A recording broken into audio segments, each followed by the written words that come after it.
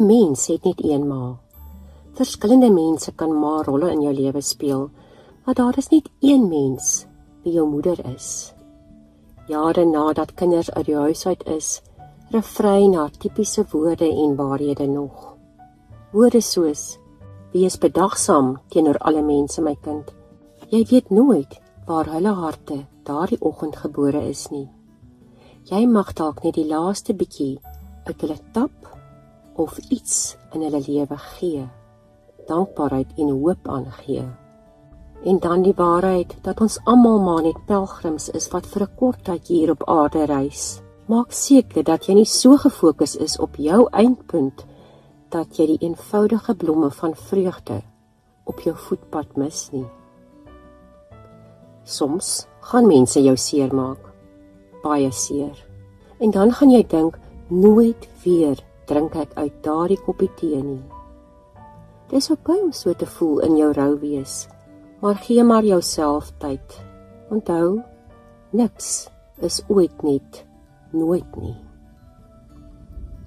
Alles wat ons sê of doen, word 2 keer geskep. Eers in ons gedagtes en harte, en daarna in ons woorde en dade. Spreuke 4 vers 23 leer ons mos, wees versigtig wat jy dink. Jou denke kan jou lewe ingrypend beïnvloed. Word altyd eers stil in jou hart, voordat jy jou eie kinders se gordyne vir die dag ooptrek.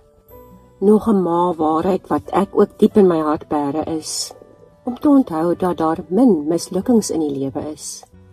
Wanneer ons geval het, en daaruit geleer het, opgestaan het en weer probeer het, dan verander ons 'n mislukking in 'n oorwinning. En dan die onwankelbare waarheid, moenie jouself onderskat, of dink dat jy nie iets vir God kan doen nie. Jy kan.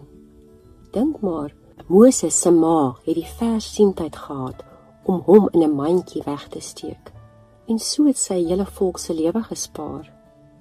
Naomi het die wysheid gehad om haar skoondogter Rut op 'n wonderlike nuwe pad te begelei. Hanna was 'n gewone, kinderlose mamma wat gebid het en Samuel in die lewe gebring het. En Maria, sy was maar net 'n eenvoudige vrou, en tog het die Vader haar gekies om sy eie kind in die lewe te bring.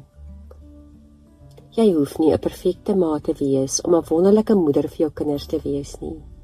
Al wat hulle nodig het, is jou onvoorwaardelike liefde, jou geloof, jou voorbeeld en die hoop wat jy vir hulle in Christus gee. Kom ons bid.